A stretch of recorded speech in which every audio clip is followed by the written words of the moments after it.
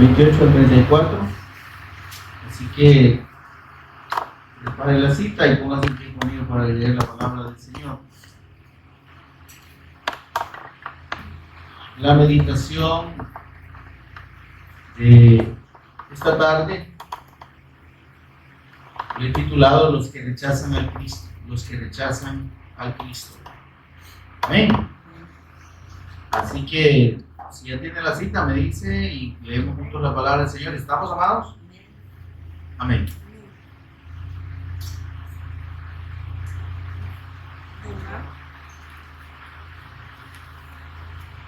Ok. Gloria a Dios, gloria a Dios.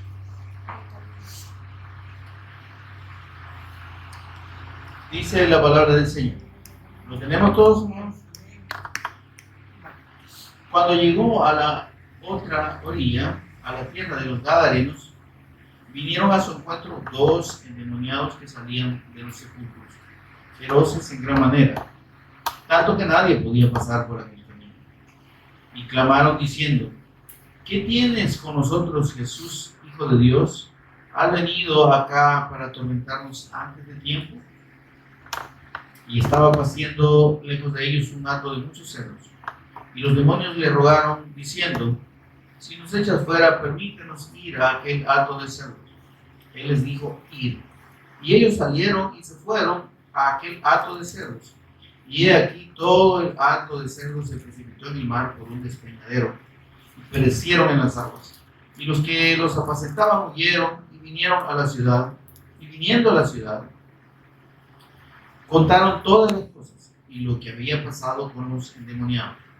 Y toda la ciudad salió al encuentro de Jesús, y cuando le vieron, le rogaron que se fuese de sus contornos. Amén, hermanos. Oramos con el rostro inclinado y pedimos la bendición, la guía del Espíritu Santo para esta meditación. En esta hora, Señor, y Padre nuestro que estás en los cielos, te bendecimos, Señor. Te adoramos y exaltamos tu gran nombre, que es sobre todo nombre, en el nombre de tu Hijo amado, nuestro Señor y Redentor Jesús el Cristo, por cuyos méritos y sacrificio redentor en la cruz y mediante la resurrección, ahora somos hijos tuyos, adoptados por medio de la fe en su nombre, Señor. Y con la bendición única, grande, preciosa y merecida, Señor, de estar en tu presencia, de tener comunión contigo, Señor, y de recibir, Señor, la instrucción de tu palabra. Bendito Espíritu Santo, mientras escudriñamos, mientras meditamos en tu palabra, por favor, Señor, ministranos de principio a fin, abre nuestro entendimiento. Danos sabiduría y revelación en el conocimiento de nuestro Señor y Salvador Jesús el Cristo. Señor, revélanos, por favor, en todo momento a Jesús Cristo. Enséñanos tú, instrúyenos, háblanos el corazón, Señor, y toma control de palabras y pensamientos para que seas tú enseñándonos a cada uno de nosotros en esta hora. Por Jesús el Cristo, nuestro Señor y Redentor, lo pedimos. Amén y amén. Pueden sentarse, mis amados. Recordamos antes de este evento, de esta situación, hermanos, el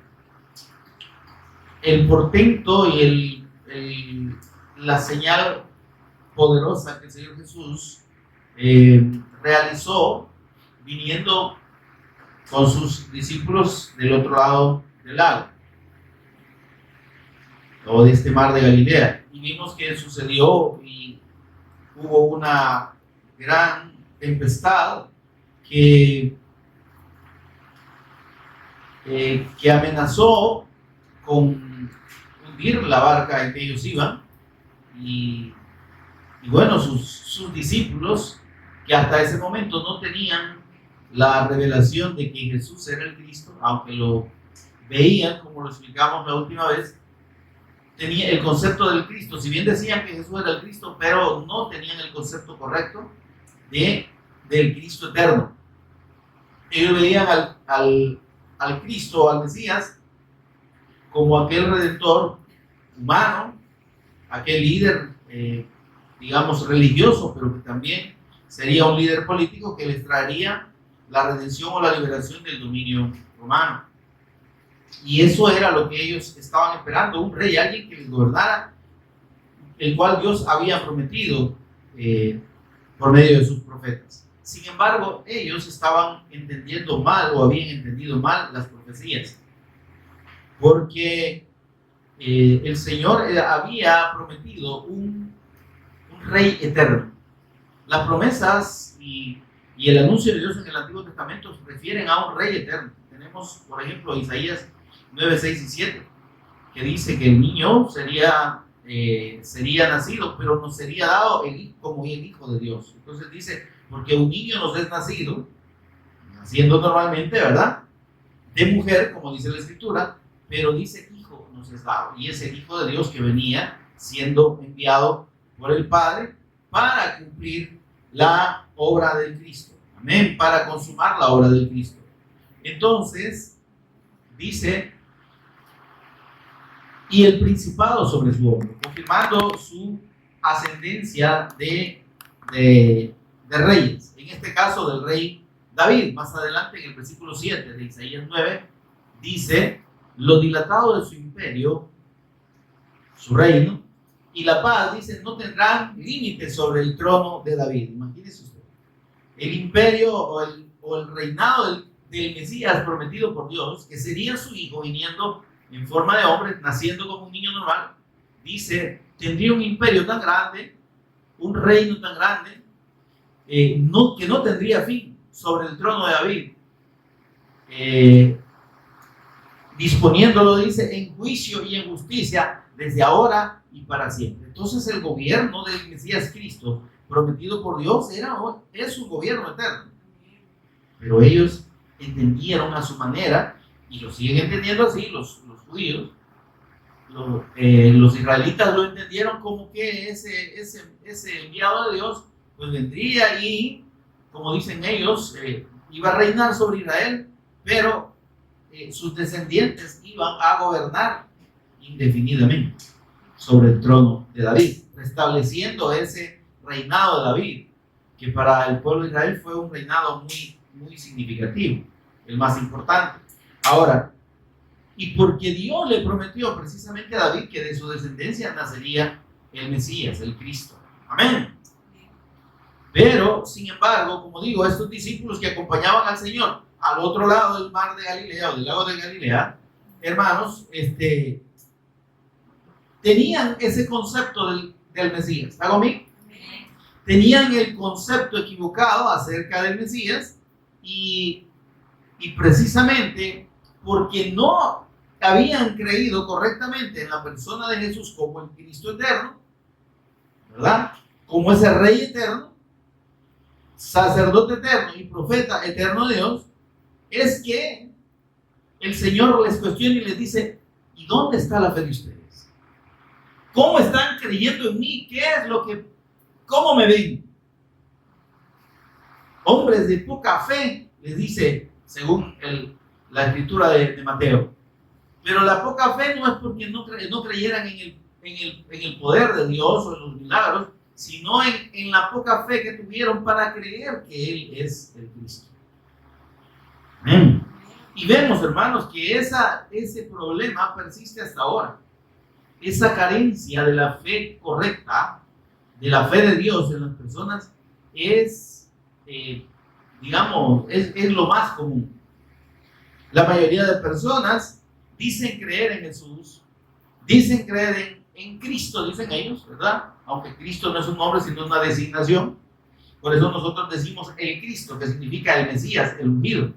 Pero dicen creer en Cristo, pero no ven a Jesús como Dios. Pero no le honran como Dios. Pero no le sirven como a Dios. Pero porque el concepto que tienen es de un hombre, sí, ¿verdad? Sí, el Hijo de Dios que vino y lo visualizan en una cruz, también lo visualizan en sandalias, con una túnica blanca, un cinto de cuero, ¿verdad? Qué bonito el Señor, pelo largo y bien bonito. Pero ese no es el Cristo. Entonces, y además esa figura tan humanizada, la toman como quien dice, el Señor comprende mis debilidades, ¿verdad? Y entonces, él sabe que la carne es débil, ¿verdad? Y Él me comprende, Él es mi mejor amigo. Mire esto, mire qué conceptos más distorsionados en relación a a la palabra del Señor. Y además Él es todo amor. Él quiere bendecirme, Él quiere sanarme, Él quiere prosperarme. Y él está esperándome con los brazos abiertos en cualquier momento, aunque yo le falle. Imagínense esto, ¿verdad? Y entonces vemos una figura del Cristo que no corresponde a la revelación de la Escritura. Amén, ¿no? Sí, Jesús vino en forma de hombre, amén. Tomó forma de siervo, se hizo semejante a nosotros, dice Filipenses capítulo 2, versículos 5 al 11. Y estando en la condición de hombre, se hizo semejante a nosotros, no igual. Jesús no fue igual a nosotros, fue semejante. Semejante quiere decir parecido. ¿En qué no se parecía el Señor Jesús a nosotros? En que Él era santo y sin pecado. Y sigue siendo santo y sin pecado. Él es Dios. Él es 3 veces santo. Amén. Pero en cuanto a la humanidad, sí, porque Él tuvo que tomar forma de siervo, dice, humillarse hasta lo sumo, porque siendo Dios, veamos Filipenses capítulo 2, para que si usted no lo ha leído o no lo recuerde, lo podamos recordar ahorita. Dice el versículo 5 de Filipenses capítulo 2. Haya pues en vosotros este sentir que hubo también en Cristo Jesús, el cual, siendo en forma de Dios, siendo como Dios, ¿está conmigo, hermano? No estimó el ser igual a Dios. Mire esto. Estamos claros, ¿no? El Hijo de Dios, siendo compartiendo la naturaleza de Dios, siendo igual a Dios, dice aquí, no estimó eso como algo a que aferrarse. Es decir, yo no necesito hacer nada más porque soy Dios. Sin embargo, dice que el sentir que usted y yo debemos sentir es el del Cristo, que siendo Dios no estimó ser igual a Dios, sino que se despojó a sí mismo, dice el versículo 7, y tomó forma de siervo, de esclavo, y se hizo semejante a los hombres. Y estando en la condición de hombre, se humilló a sí mismo. Él quiso humillarse. Amén, amén, hermano. Por eso que el Señor Jesús dijo, es que mi vida nadie me la quita. Yo mismo la pongo y yo mismo la vuelvo a tomar. Amén. Entonces dice, se humilló a sí mismo, haciéndose obediente hasta la muerte. Él quiso morir. Por eso digo, a mí mi vida nadie me la quita. Yo mismo la pongo y yo la vuelvo a tomar. Amén. Porque Él es el dador de la vida. Él es la vida. Amén. Ahora, ¿qué dice? Versículo 9. Por lo cual Dios también le exaltó hasta lo sumo y le dio un nombre que es sobre todo nombre, para que en el nombre de Jesús se doble toda rodilla de los que están en los cielos, en la tierra y debajo de la tierra, y toda lengua confiese que Jesús Cristo es el Señor, es Dios, para gloria de Dios Padre. ¿Qué le parece? Ahora, este es el Cristo en el que usted y yo creemos. Si su fe no está puesta en el Cristo que vino en forma de hombre, pero no dejó de ser Dios, ¿amén? Siendo el eterno Hijo de Dios, dice que quiso humillarse y quiso someterse hasta la muerte. Pero como no quedó en la tumba, sino que venció la muerte, dice, fue exaltado hasta los cielos. Y tiene un nombre que es sobre todo nombre. Amén, hermano. Para que incluso los ángeles le adoren. Amén. Y toda lengua, dice, confiese que Jesús el Cristo es el Señor, es Dios. Ahora, ¿y a dónde cabe esa figurita de hombre? Limitado, comprensivo, tolerante, ¿verdad? Al extremo, necesitado de nuestro afecto. No, hermano. Dios no necesita de nosotros. Dios sigue siendo Dios a pesar de nosotros. Él nos hizo, dice la Escritura, y no nosotros a nosotros mismos. Y Él nos hizo para alabanza de la gloria de su gracia. Amén. Por tanto, los que necesitamos, hermanos, de Dios somos nosotros, no Él de nosotros. Se habla de recibir a Cristo. ¿Recibir a Cristo cómo? Ábrale su corazón al Señor, entrégale su vida al Señor. Es que aquí nadie le entrega la vida al Señor. De Él es la vida. Nadie está en la condición bajo la naturaleza pecaminosa que hemos heredado de Adán desde que ellos pecaron allá. Nadie, ningún descendiente de Adán tiene la capacidad de decirle al Señor, yo te recibo. ¿De dónde? Si ni siquiera Dios le oye. Si no es para clamar misericordia y perdón, reconociendo su condición, por eso dice, todo el que invocare el nombre del Señor por medio del Cristo, porque el nombre del Señor está en la persona de su Hijo. Para llegar a Dios, ninguna persona puede decir, Señor, sálvame. No. Jesús, Hijo de David, Jesús, el Cristo, ten misericordia de mí. Sálvame tú. Amén. Entonces, porque todo el que invocare el nombre del Señor, que es el nombre del Cristo, será salvo. ¿Cómo será salvo? Creyendo, hermano. Porque aquel ciego Bartimeo nos deja esa enseñanza preciosa de lo que significa clamar por salvación a Jesús, al Cristo. Ese hombre gritaba y decía, Jesús, Hijo de David, ten misericordia de mí. ¿Por qué le decía Hijo de David? Porque el Hijo de David era la promesa de Dios del Cristo. Él estaba diciendo, Jesús, tú eres el Cristo prometido. Yo creo que tú eres el Cristo. Por eso ten misericordia de mí, perdóname. Ninguna persona que quiera recibir el perdón de Dios y va a y piense ir por cualquier otro medio, piense que va a recibir el perdón de Dios. Jamás. Nadie, dijo el Señor Jesús, viene al Padre si no es por mí. Todo el que invocar el nombre del Señor. ¿Qué es invocar el nombre del Señor? Ya se lo dije. Es invocar el nombre del Cristo. Y clamar a Jesús al Señor Jesús por perdón y por salvación. Esa oración sí la oí. Amén. Amén. Porque cuando el que cree, ve al Cristo y cree en Él, ¿sí? Ve al Señor Jesús y cree en Él como el Cristo. Cuando ejerce esa fe lo salva. ¿Sí? Pero esa fe tiene que manifestarse. Jesús, Hijo de David, ten misericordia de mí. Ahora, pregúntese usted cuántas personas en esta tierra y en este mundo están dispuestas a clamar el nombre de Cristo, del Señor Jesús para perdón de pecados y para salvación. Porque lo que Satanás ha enseñado y ha metido en las religiones es, usted tiene que aceptar al Señor. Usted y yo, cualquier persona bajo pecado, va a poder decirle, Señor, te acepto. ¿A qué hora? No es aceptar al Señor. Es que Él nos acepte por medio de Cristo. Amén.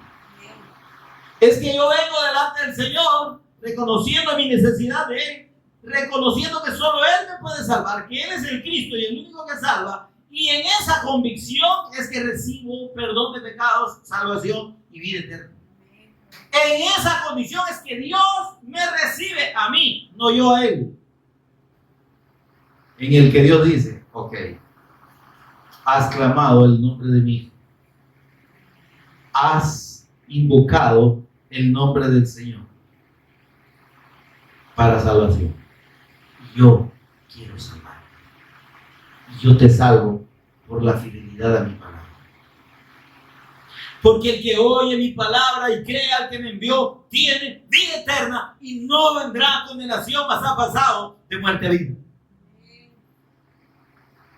Oímos, creemos, pero ejercemos esa fe clamando el nombre de nuestro Señor Jesús como el Cristo. Y estos individuos que iban con el Señor siendo, entre comillas, sus discípulos, entendiendo según ellos que él era el Cristo, pero no el Cristo eterno, pero no el ungido de Dios, sino el profeta que ellos esperaban para que le gobernara. Cuando ven ese portento grande del milagro de calmar el viento y calmar el mar, hermanos, dicen, ¿quién es este? Es que no lo conocía. Y el Señor les dice, es que ustedes no tienen la fe que necesitan tener para estar tranquilos en medio de esta situación. Si ustedes creyeran que yo soy el Cristo, no se preocuparan. Sabrían que todo está bajo control, porque yo soy Dios. ¿Se entiende eso, hermano? Porque yo tengo poder sobre todas las cosas, sobre los elementos. Óigame, explicábamos que el Señor haya calmado el mar y callado los vientos. Eso, hermano, eso nadie lo puede hacer. Ni el profeta más grande lo ha hecho.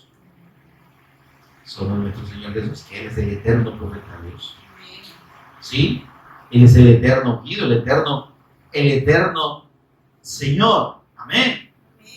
Él tiene la autoridad sobre todo. Por eso es que a los vientos les mandó que ya ustedes cállense. Y al mar le dijo, vos cállate, ya tranquilo. Y como si fuese el perrito obediente, ¿verdad? Dice que sobrevino una gran bonanza, una calma preciosa, ¿no? Ahora, pero les dice el Señor, ¿a dónde está la fe de ustedes? Es que ustedes no están creyendo que yo soy el Cristo. Ahora, vamos a este punto. Cuando el Señor va en esta barca, ¿sí?, atravesando el mar o el lago de Galilea al otro lado, a la región de Gadara, dice aquí, es que se dio ese milagro, ¿sí?, esa señal del poder de nuestro Señor Jesús.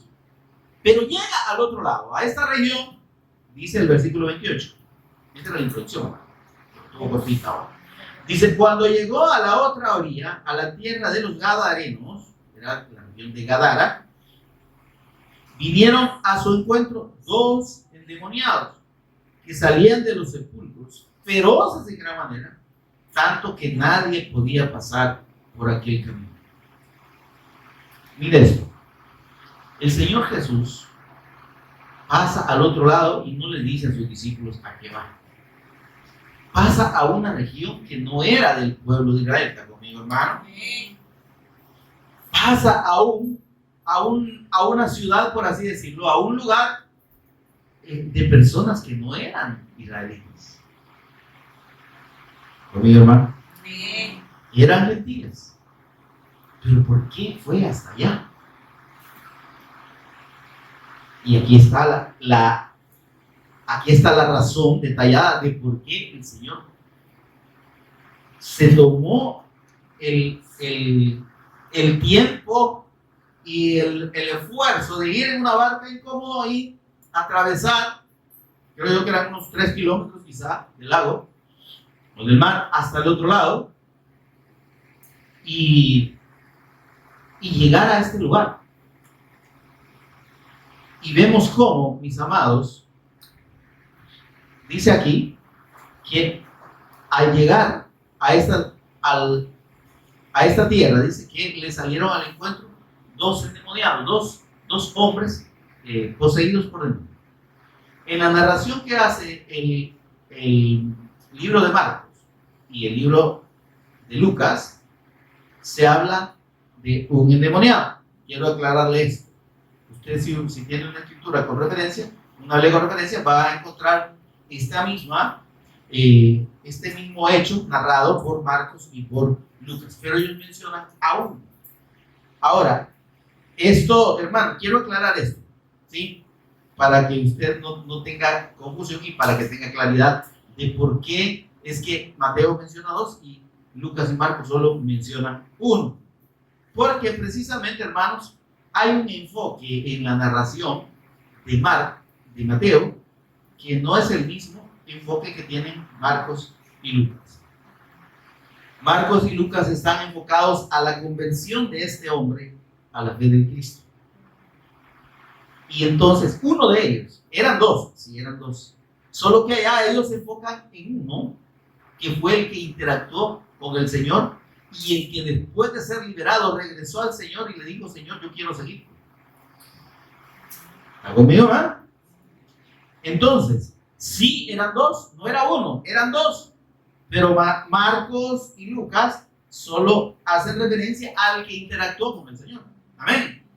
Porque el propósito de ellos era destacar que este hombre, después de ser endemoniado, vino creyó en el Señor. ¿Están conmigo, hermano? Creyó en el Señor. Y fíjense que aquí tenemos una lección bien importante. Una liberación, hermanos, una liberación de demonios no garantiza que la persona crea en el Señor Jesús. Y nosotros lo hemos visto y lo hemos vivido ya en la práctica. Personas que en su momento el Señor nos permitió, con mi esposa, ministrarle liberación, pero que después no creyeron. Y volvieron a una situación peor en la que estaban. Y así murieron. Entonces, aquí nos menciona a estos dos endemoniados para que entendamos esto. Una liberación no garantiza la fe del Evangelio. Por eso esas personas que andan haciendo liberaciones, hermano, piensan que eso es todo, ¿verdad? Y ya se liberó de demonios para esta persona y fue liberada, bendito Dios. Pero no están pensando en la salvación de esta persona. Piensan que con la liberación es suficiente. Y no, la persona tiene que recibir el testimonio de quién es nuestro Señor Jesús, como el Cristo, creer en Él, ¿sí? Y entender que Él fue el que lo liberó. Pero que esa liberación no es suficiente si no hace del Cristo su Señor.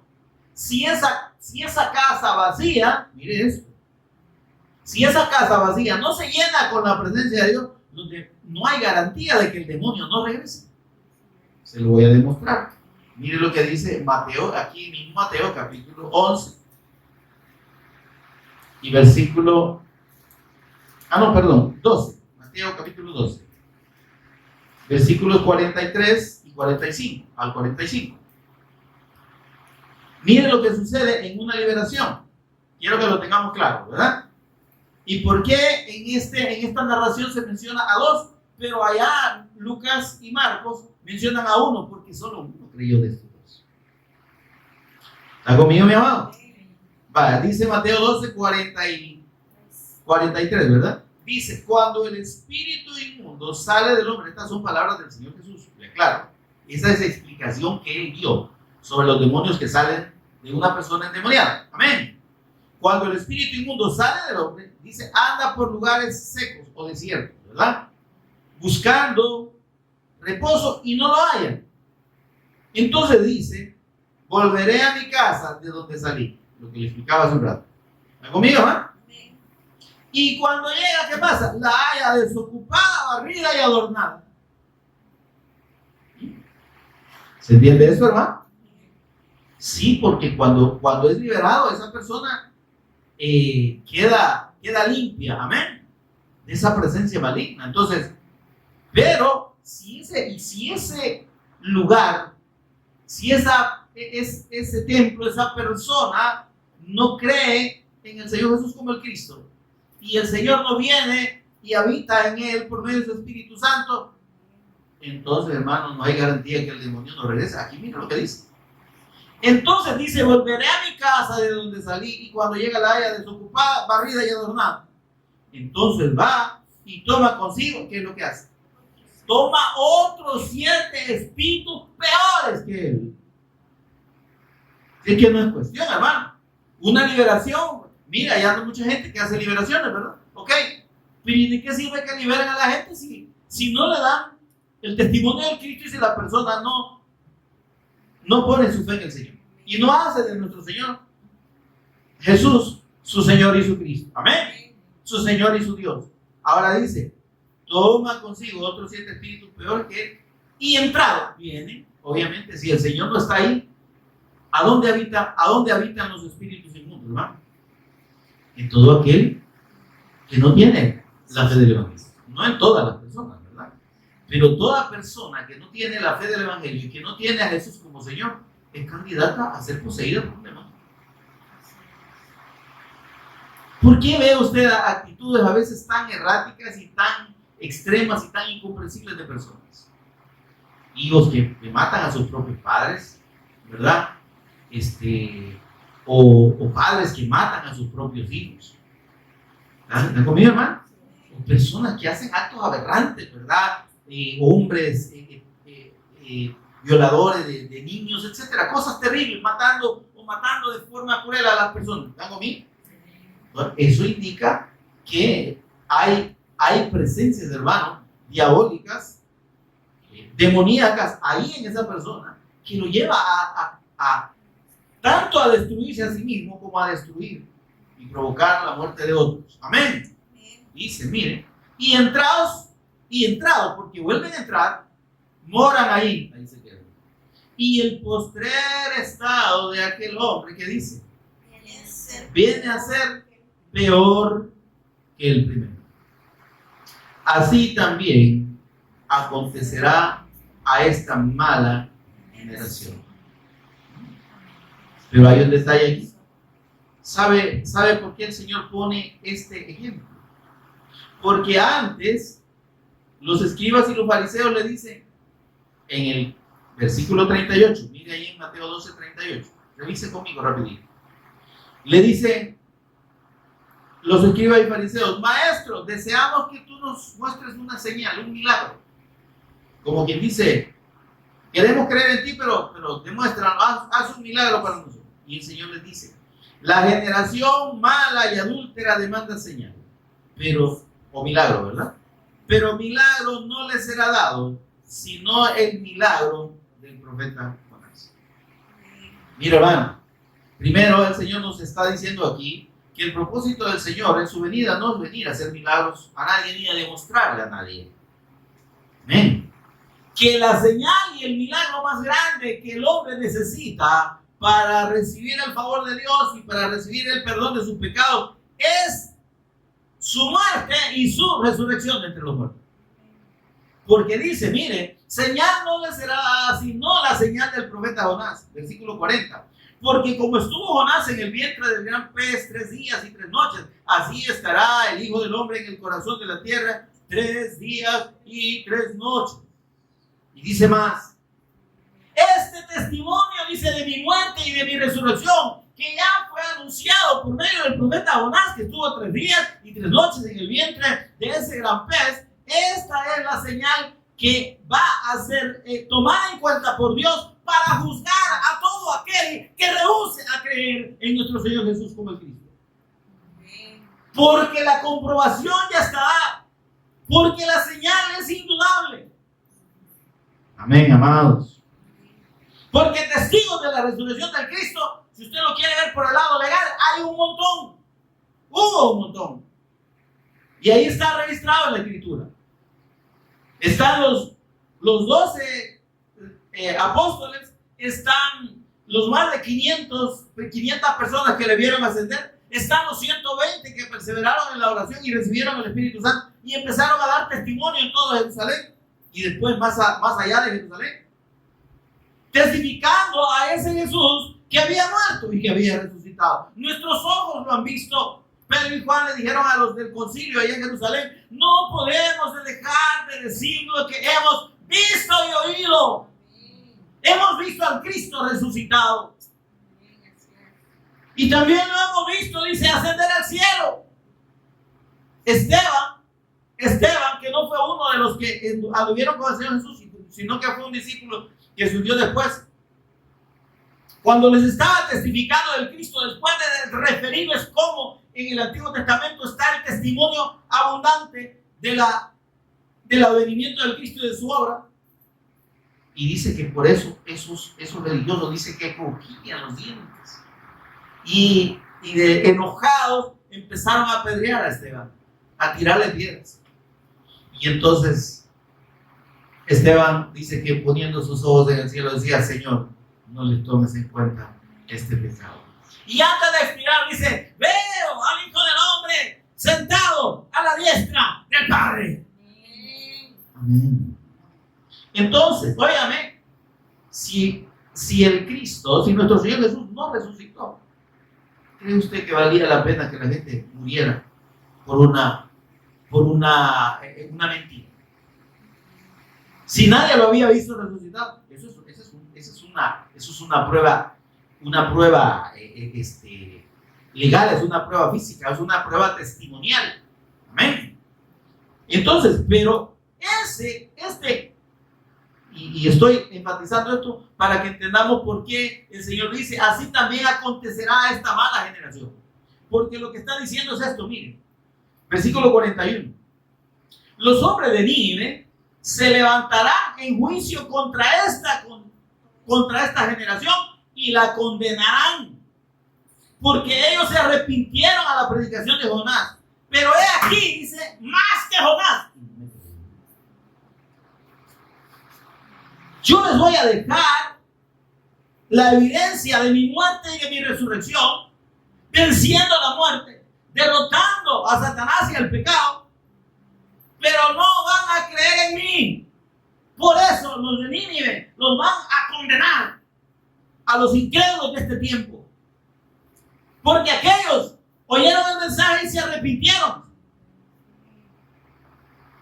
Pero esta generación, que incluye la nuestra, hermano, esta generación rebelde, dura de corazón, teniendo toda la demostración de todas las escrituras, no solo del Antiguo Testamento. Por lo menos en el Antiguo Testamento era una sombra, era un anuncio, no se había comprobado. En la venida de nuestro Señor Jesús, ya en el Nuevo Testamento, todo se comprueba y ya está todo confirmado aquí. Por eso es que no necesitaríamos estar pidiendo ver milagros, así como estos incrédulos de aquí.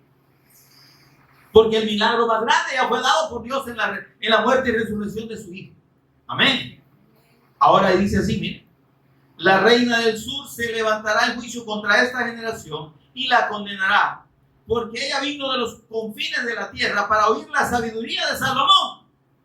Mire, una reina de Sabá, dice, ya estaba por allá por el fin del mundo, ¿verdad?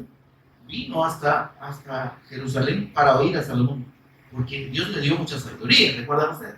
Pero dice el Señor, aquí ustedes tienen más sabiduría que la de Salomón y no la están creyendo. Aquí está la sabiduría de Dios, aquí está el testimonio de Dios y la sabiduría revelada, que es la persona de nuestro Señor y Redentor Jesús el Cristo. Y la gente no cree, y la gente está pidiendo y esperando más en milagros que en la propia persona del Cristo y en el propósito de su sacrificio redentor, que es salvación. No es prosperidad, no es bendición material. Y por eso dice, miren, esta generación que me rechaza a mí,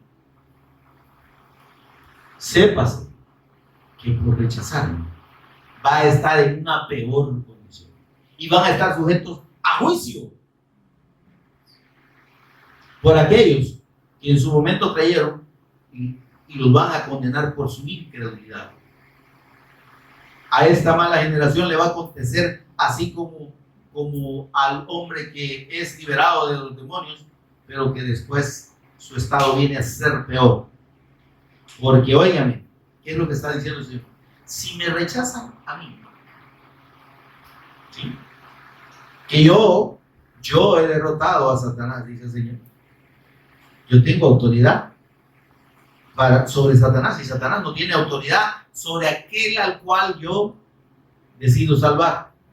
Sin embargo, dice el Señor, si me rechazan, su estado va a ser peor. Los demonios los van a controlar más. Satanás los va a destruir. Y esto es lo que tenemos aquí con los endemoniados gadarenos. Dice la Escritura, versículo 29, que estos dos endemoniados, dice, cuando vieron al Señor Jesús, clamaron, gritaron, pues eso es clamar, hermano, diciendo, ¿qué tienes con nosotros, Jesús, Hijo de Dios? Uy, miren, toda una nación israelita, conocedora del pacto, conocedora de las promesas, conocedora de las profecías acerca del Mesías Cristo. Tenían al Cristo eterno ahí, en carne y hueso, y no estaban viéndolo ni creyendo en Él, ni reconociéndolo como el Cristo, como el eterno Hijo de Dios. Pero estos demonios sí lo reconocieron. Amén, hermano. Por eso, hermanos, que el que rechaza, estamos hablando, en esta meditación la hemos titulado Los que rechazan. Hermano, rechazar la fe en el Hijo de Dios, óigame, esa es la peor estupidez, el peor error que alguien puede cometer en esta vida. Porque no está condenando solo su vida presente, sino su vida eterna. Está condenándose a sí mismo a una eternidad sin Dios, sin luz, sin paz, a una eternidad de muerte. No hay más, hermano. Entonces dice, ¿qué tienes con nosotros, Jesús, Hijo de Dios? ¿Se da cuenta que Satanás está claro quién es nuestro Señor? Pero ¿y usted y yo cómo estamos creyendo en Jesús? Y la gente de este tiempo, ¿cómo está creyendo en Jesús? ¿Cómo lo ven? Ese cristillo que diga, ay, todo seco y todo maltratado. No, hermano, no, ese no es el Cristo. Ese no es el Señor Jesús.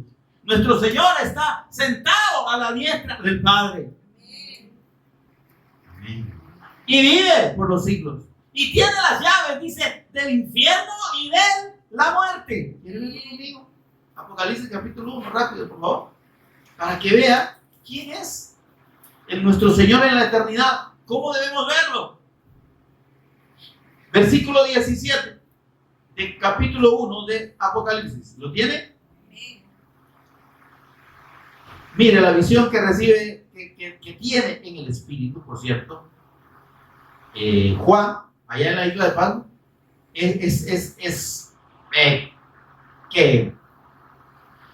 es sorprendente, es deslumbrante. Dice el versículo 17, cuando le vi, caí como muerto a sus pies. Y él puso su mano derecha sobre mí diciéndome, no temas, yo soy el alfa y el omega. Yo soy el primero y el último. Yo soy el Dios todopoderoso. Eso se lo dice en el versículo 8, miren. Yo soy el alfa y el omega. Eso quiere decir el principio y el fin, el primero y el último. Amén. Esa es palabra de nuestro Señor Jesús. Dice, versículo 8, miren, yo soy el alfa y el omega, principio y fin, dice el Señor, el que es y que era y que ha de venir, el todopoderoso, el gran yo soy. Ese es nuestro Señor Jesús. ¿Quiere verlo usted correctamente? Aquí está la visión. Y dice el versículo 17, cuando le vi, caí como muerto a sus pies y él puso su diestra sobre mí diciéndome, no temas, yo soy el alfa y el omega, yo soy el primero y el último, el principio y el fin, el que vivo y estuve muerto, mas he aquí que vivo por los siglos de los siglos y tengo las llaves de la muerte y del Hades. Se da cuenta que su vida y la mía están garantizadas y seguras en las manos del Señor. Hermano, ¿por qué no temer a la muerte? Porque la vida eterna la tenemos garantizada. Y porque de que vamos a morir todos. Amén. Y porque Él sabe cuándo y de qué manera nos va a llevar con Él. Él sabe el término de nuestros días. ¿Sí? No andemos queriendo vivir más de la cuenta, ni estirarnos más los días, ¿verdad? Vivamos, por eso vivamos cada día para hacer la voluntad de Dios. Dispongámonos a permanecer en la fe del Cristo, a dar testimonio, a hacer la obra de Dios. Amén. Pero no pensando que, ay, no, ¿y qué voy a hacer cuando me jubile? Usted no sabe si me va a jubilar. ¿Verdad? Yo me quiero retirar dignamente. Ay, sí. Usted quiera todo lo que quiera, pero lo que el Señor lo que el Señor tiene determinado sobre cada uno, eso no lo podemos cambiar. Demos gracias a Dios por cada día que amanecemos. ¿Sabe por qué? Porque puede ser el último. Y reconozcamos que nuestra vida está en las manos del Señor. Y que nosotros le pertenecemos. que Él es nuestro Señor, que Él es todopoderoso. Dice, y el que esté en mi mano, nadie lo arrebata. Amén, gloria a Dios. ¿Qué me interesa morir? De la manera que sea, hermano. Si cuando le narraron al Señor lo de unas muertes de unos, a Galileo a los que le había caído, o a unos israelitas a los que había caído una torre encima, ¿verdad? Y les dice el Señor, ¿y ustedes creen que aquellos eran más pecadores que ustedes? Es más, les digo, si ustedes no se arrepienten y creen en mí, de todos modos van a morir. Y van a morir como aquellos sin esperanza. Ustedes eligen, o creen en mí para vida y pierden el miedo a la muerte, o de todos modos van a morir, aunque le teman a la muerte y no van a ver la vida. El que cree en el Hijo, Juan 3:36, tiene vida eterna, pero el que rehúsa creer en el Hijo no verá la vida, no verá la vida, no verá la vida, no verá la vida, sino que la vida de Dios está sobre él. Volvamos a Mateo. Jesús, ¿qué tienes con nosotros? Jesús, Hijo de Dios, has venido acá para atormentarnos antes de tiempo. ¿Sí? Si es que Satanás y los demonios saben lo que les espera. Y por eso es que Satanás dice, anda, ha caído y ha descendido sobre la tierra, dice, sabiendo que le queda poco tiempo. Por eso vemos que la maldad, hermano, dice que en los postreros días la maldad se multiplicará. Y por haberse multiplicado la maldad, el amor de muchos, mire esto, se enfriará. Pero ¿cuál amor, hermano? No está hablando del sentimiento natural, está hablando del amor hacia las almas.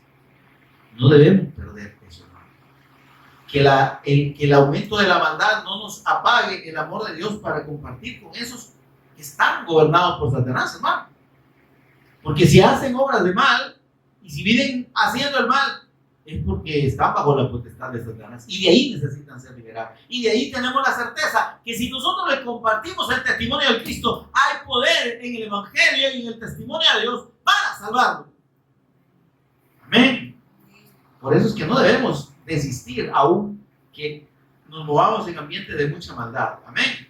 Ahora dice, estaba paciendo lejos de ellos un hato de muchos cerdos y los demonios le rogaron. Por favor, dice, permítenos, si nos echan, permítenos ir a aquel hato de cerdos. Y él les dijo, id.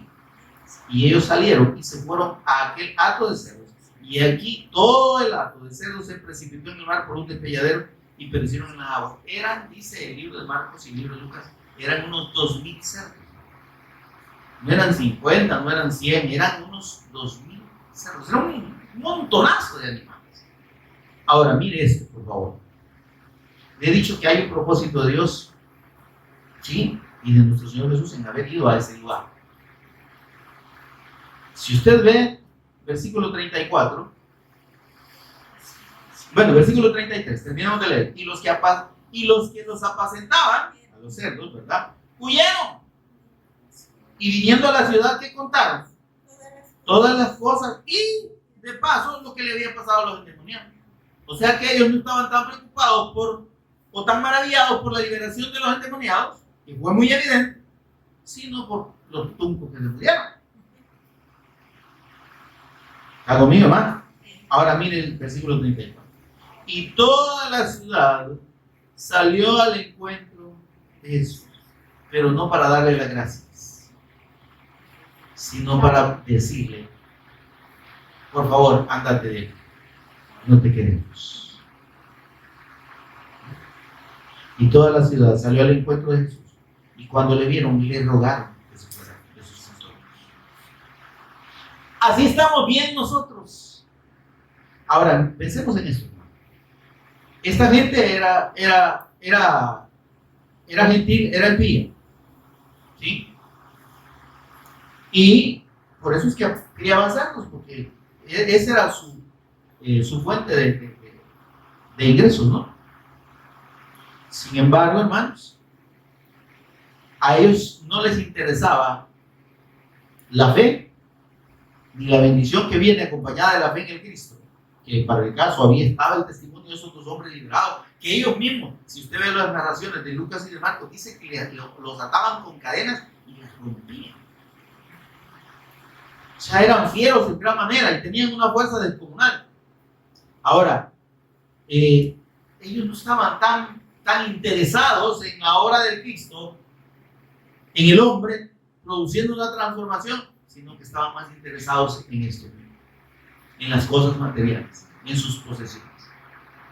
Lo que vieron amenazado con la presencia del Señor es que sus riquezas se les fueron en el despeñadero, se fueron al mar. Ahora, hermanos, y entonces, ¿por qué fue el Señor a ese lugar si Él sabía que le iban a despreciar? Que lo iban a rechazar. Porque había uno que había. Eran dos endemoniados. Cualquiera podía haber dicho, los dos van a creer. Miren, vámonos a la narración de Lucas. Lucas 8:26, por favor.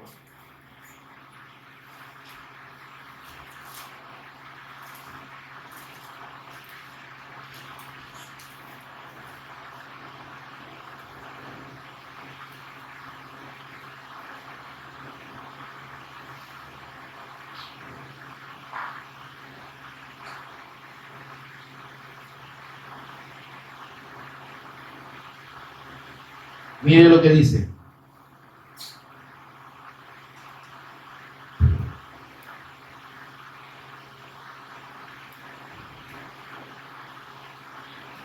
La misma narración, ¿no?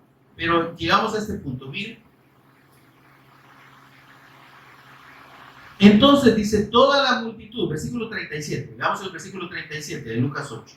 Entonces toda la multitud de la región alrededor de lugares le rogó que se marchase de ellos, pues tenían gran temor. El temor no era, hermanos, por otra cosa más que por el dinero, ¿verdad? Ahora dice, y Jesús, entrando en la barca, se volvió. Amén. ¿Se da cuenta que el Señor no está rogando a nadie porque lo reciba?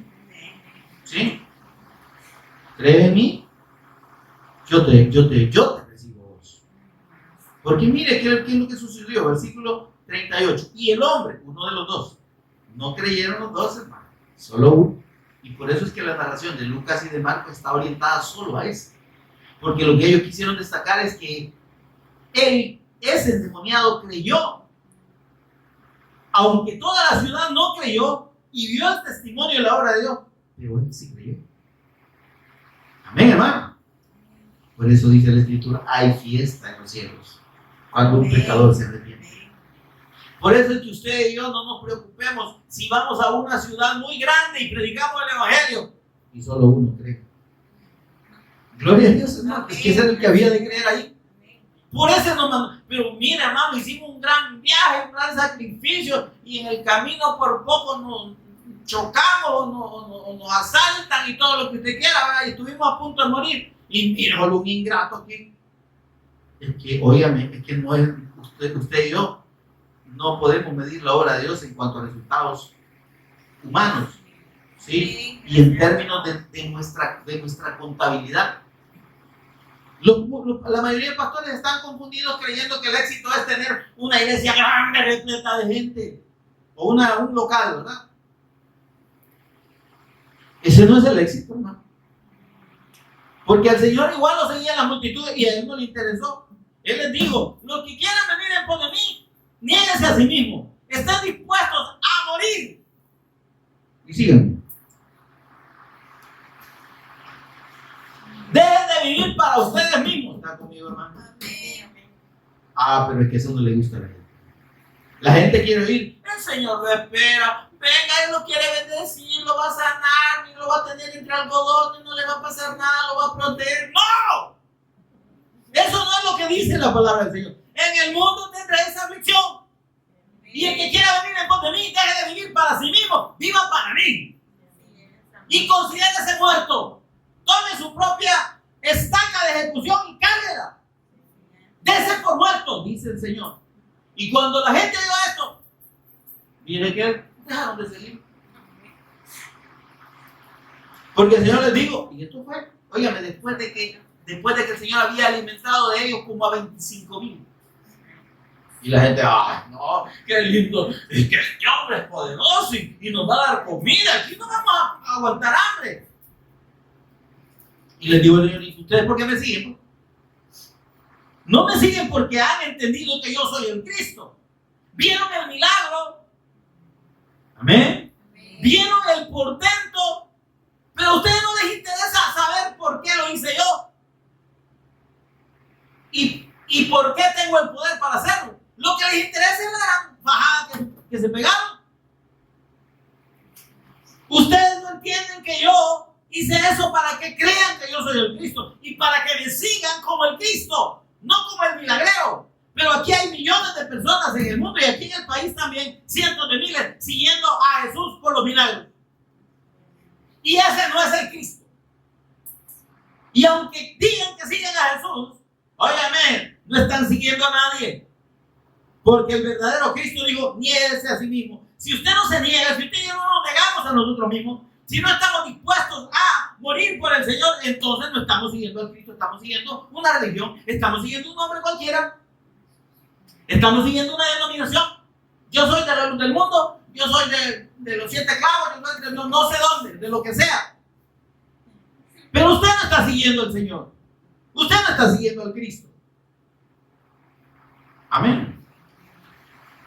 Y entonces, mis amados, por eso digo, el Señor fue hasta allá, pasó por esas vicisitudes de atravesar el mar, al final no era problema, pero sus discípulos tenían que saber que era el Cristo.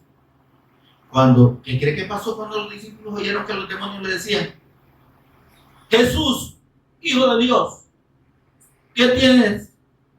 ¿Qué tiene que ver con nosotros? ¿Por qué nos atormentas desde Dios? Es que era un testimonio también para los apóstoles. Los incrédulos, esos que estaban siguiendo a Jesús de manera incorrecta. Ahora, pero una persona, óyeme, uno es importante. Uno que crea. Y el Señor, óyeme, Él mismo fue hasta allá.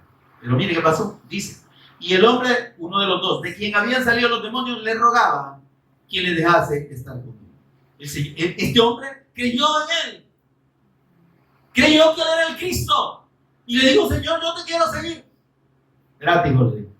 No te aceleres. Aquí yo te voy a dejar para que prediques el evangelio en mi nombre. Para que des testimonio de mí. Mira lo que le digo. Pero Jesús le despidió diciendo, vuélvete a tu casa y cuenta cuán grandes cosas Dios ha hecho contigo. Cuéntale quién soy yo. Cuéntale que has creído en mí y que por la fe en mi nombre estás libre, habiendo estado atado a demonios antes. Y dice, mire, ¿qué hizo? Y él se fue publicando por toda la ciudad. Ahí está. Ya ve que el propósito de Dios es que uno que cree haga la evangelización. Con uno, hermano, un verdadero discípulo del Cristo es suficiente para dar el testimonio de una ciudad. Y nosotros aquí, ¿cuántos somos? Y no hemos abarcado ni siquiera San Jacinto. Amén, amado. ¿Verdad que tenemos un gran compromiso? Porque hay un juicio, hermano. Ya usted vio cómo el Señor dijo a estos incrédulos que no están creyendo, dice que yo soy el Cristo, aunque van a ver que muero y resucito. A estos los van a condenar los de Nínive, porque aquellos sí se arrepintieron recibiendo la palabra. Creyeron y recibieron las palabras y se arrepintieron, pero esto ni siquiera así lo van a hacer. Entonces, óyame, los que rechazan al Cristo, hermano, yo no quiero estar en esos zapatitos. Miren, en Mateo capítulo 11, regresemos allá siempre a Mateo, por favor, pero hoy vamos al capítulo 11. Miren lo que dijo el Señor a algunas ciudades en las que Él hizo muchos milagros. Óigame, ¿me está oyendo, hermano? Y no creían. Capítulo 11, versículo 20. Entonces comenzó a reconvenir a las ciudades a las cuales había hecho muchos de sus milagros, porque no se habían arrepentido. Hermano, mire, hay un doble, digamos, efecto de los milagros del Señor. Si la gente ve los milagros del Señor y no se arrepiente, le va a ir peor. Más le valiera no haber recibido un solo milagrito, ni el más chiquito. Porque el que viendo los milagros del Señor se queda con los milagros y no cree en el hacedor de los milagros, que es el Cristo, y no rinde su vida y vive para Él. Ay, no, hombre, ya le dije que no quiero estar en sus zapatillas, no en sus chancletas. Dice el Señor, diciendo: ay de ti, Corazín, ay de ti, Betsaida. Ciudades que estaban ahí cerca de Capernaum, donde él estaba, donde él vivía y donde desarrolló, digamos, parte de su ministerio. Porque si en Tiro y en Sidón, que eran ciudades, creo que eran sirias o algo así, eran incrédulos. Pero si en Tiro y en Sidón, en esos lugares de idolatría y de pecado, dice, si hubieran hecho los milagros que se hicieron en ti, tiempo que se hubieran arrepentido en silicio y en ceniza. Es decir, demostrando verdadero arrepentimiento. Por tanto digo que en el día del juicio será más tolerable el castigo para Tiro y para Sidón que para ustedes, ciudades en las que han visto el poder de Dios y los milagros. Y tú, Capernaum, que era donde él estaba, quieres levantar hasta el cielo, hasta el ar serás abatida. Amén, hermano. Porque si en Sodoma se hubieran hecho los milagros que han sido hechos en ti, habría permanecido hasta el día de hoy. Por tanto, digo que el día del juicio será más tolerable el castigo para la tierra de Sodoma que para ti. Vos que has visto los milagros del Señor y no te has arrepentido y seguís pidiendo milagros, incrédulo, duro de corazón, arrepentite. Antes que venga el juicio, antes que murás y murás en esa condenación y en ese juicio que te espera, por incrédulo. Ahora, esta ciudad rechazó al Señor, pero mire la misericordia de Él.